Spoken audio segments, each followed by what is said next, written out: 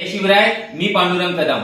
भाजपने मराठा संघर्ष योद्धा माननीय श्री मनोज जरांगे पाटील यांच्या विरोधात बोलण्यासाठी आतापर्यंत कुत्रे सोडले होते, परंतु आता दादांच्या विरोधामध्ये बोलण्यासाठी एक रानडुकर सोडवलेलं आहे.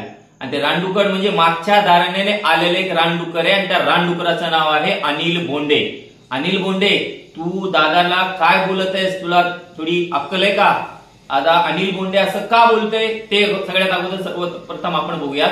तर हा अनिल बोंडे जो आहे तो विदर्भामधला आहे आणि त्याचं असं म्हणणं आहे की विदर्भामध्ये फक्त 2% मराठी आहेत. म्हणजे तुम्ही कोकणामधला नारायण राणे असो किंवा विदर्भामधला अनिल बोंडे असो, तो दादांच्या विरोधामध्ये या ठिकाणी बोलणार आहेत का? म्हणजे त्या ठिकाणी तुम्हाला असं वाटतंय का की मराठ्यांच्या मताचा त्या ठिकाणी परिणाम होणार नाही, म्हणून असे रानडुकर तुम्ही मराठा संघर्ष योद्धा माननीय श्री मनोज जरांगे पाटील यांच्यावरती या ठिकाणी म्हणजे यांच्या विरोधात बोलण्यासाठी तुम्ही पाठवत आहात का? तर भाजपला हे कधीही परवडणार नाही. मी आणखी नाही, या राज्याचे गृहमंत्री सन्माननीय फडणवीस साहेब तुम्हाला सांगू इच्छितो, एक गरजवंत मराठा म्हणून या ठिकाणी तुम्हाला विनंती करू इच्छितो की तुम्ही कृपया हे सत्र थांबवा.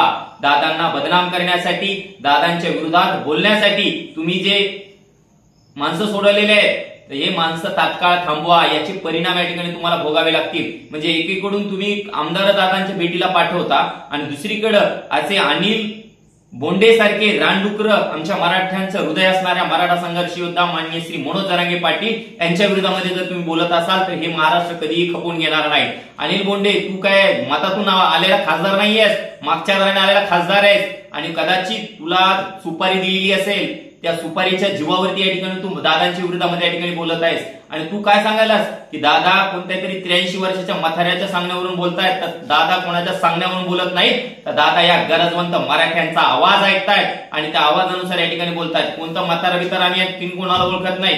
आणि तू काय सांगायला, तू पुन्हा म्हणायला लागला की या राज्यामध्ये कितीतरी मराठ्यांचे मुख्यमंत्री होऊन गेले, परंतु त्यांनी का आरक्षण त्यांनी दिलं नाही म्हणून तर ही गत आली ना. त्यांनी जर आरक्षण दिलं असतं तर तुझ्यासारखी रानडुकरांनी बुळबुळ केली नसती आणि आम्हाला मागण्याची गरज पडली नसती. तू कोणाच्या सांगण्यावरून बोलतोयस? तुला देवेंद्र फडणवीस यांच्याविषयी लय पुळका असेल तर त्यांना तुझ्या घरी घेऊन जा, आम्हाला काही देणं घेणं नाही. परंतु जर देवेंद्र फडणवीस यांच्या सांगण्यावरून जर तू मराठ्यांचा ठाण्या वाघ मराठा संघर्ष योद्धा माननीय श्री मनोज जरांगे पाटील यांच्याबद्दल जर बोलत असतील तर या ठिकाणी तुला तुझी अवकात या महाराष्ट्रामध्ये दाखवून दिली जाईल. आणि फडणवीस साहेब, तुम्हालाही सांगू इच्छितो, कृपया तुम्ही मराठ्यांच्या ठाण्या वाघासोबत म्हणजे मराठा संघर्ष योद्धा माननीय श्री मनोज जरांगे पाटील यांच्यासोबत पंगा घेऊ नका. आणि अशी तुमची जी पिलावळ आहेत त्या पिलावळांना कृपया आमच्या दैवताच्या विरुद्ध बोलायला भाग पाडू नका.